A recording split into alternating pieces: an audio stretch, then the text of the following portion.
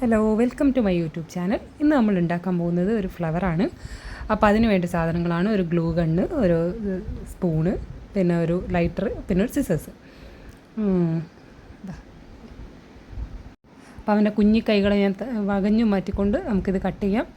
ഇതാ ഞാൻ വെറുതെ 4-5 കട്ട് ചെയ്തിട്ടുണ്ട്. ഇനി നമുക്ക് വെറുതെ ഞാൻ എന്തൊക്കെയോ നോക്കുന്നു.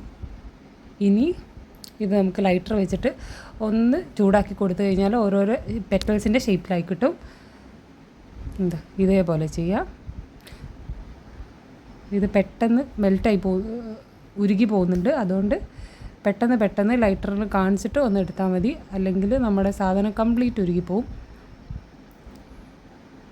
ഫസ്റ്റ് ലെയർ വേണ്ടിയിട്ട് ഞാൻ 4 സ്പൂണാണ് എടുത്തത്.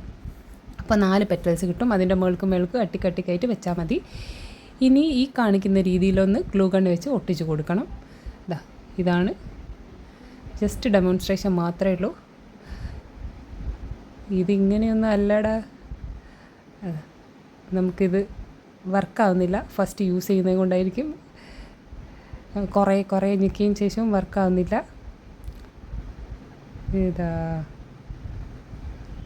2000 years later.